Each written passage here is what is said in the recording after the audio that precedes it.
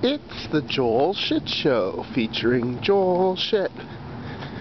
Hi, and welcome to the Joel Shit Show. I'm your host, Joel Shit. So this morning, it's time to walk to the train station.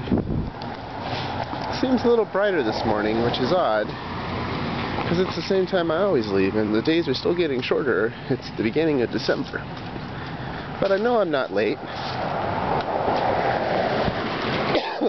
In fact, I'm leaving earlier than I did a couple of days ago. That way I don't have to walk as fast, and that will mean that today's episode will not just be the sound of me breathing. The sound of my breathing. Very common grammatical error. I really appreciate your helping me. People often say, I really appreciate you helping me.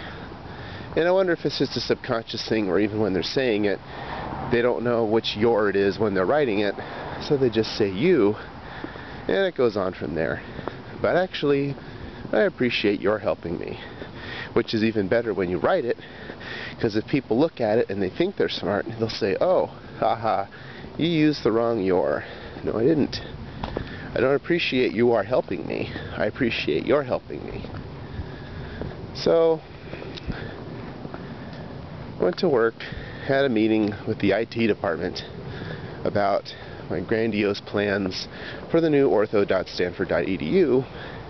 It went pretty well. They liked my ideas for the most part. They were pretty much all feasible. And they said, this is what you could do to help us out. And I said, I can do that. I'll get that to you. So the next step is to pick a clinic or a service of the 9 or 10 that we have to do. And that'll be sports medicine. So I'm going to be meeting with Dr. Fanton and Dr. Maloney, which should be interesting. It took me 2 weeks just to get an appointment with Dr. Maloney. How long is it going to take to get me an appointment with Dr. Maloney and Dr. Fanton at the same time? We'll see. So that's something to work on. Very exciting indeed. And then that was pretty much it for work. You know, like I said, it's not the most stressful job, which is good. Took Caltrain home, started work for Yahoo, and I pushed out Michelle, and she says, alright, so Obama spoke. And I said, oh, damn it, I missed it. But there wasn't much I could have done about that. He spoke when I was on the train. I didn't really want to stream it on the train, although that would have been a good use of the wireless card, eh? I see a kitty. Hi, kitty. That's not a kitty, that's a pail. Pale cat. And I didn't get to hear Obama. I still haven't had a chance to read about Obama. I waited because she said, you're going to have to edit some packages about the Obama thing, so be ready. It's going to happen at any moment. I said, okay. Well, never happened. In fact, just like David Wells, I had a perfect game last night. From 6 to 9, I had no work. Nothing came in. No front page packages. No tv.yahoo.com stuff. Nothing. They could have done without a copy editor last night. Well, nice coincidence really, because it was the first time that I took my computer to Santa Clara University. I wanted to see whether the wireless card would work there, because if it does, then I can do my shift at Yahoo while I'm on the air at KSCU, which would be great, because I have to take Sundays off, because the shift overlaps with my radio show, and that's no fun. Well, this is no longer a concern. I went to the bathroom, went in the music room, which is right next to the studio. Why would it not work in the studio if it worked in the music room? I know. I left myself open there, but I think it'll be fine. Went to the KSU monthly music meeting, and guess what? That's right. Everyone there remembered me. We all hung out, had a meeting. I worked. I didn't have much work to do.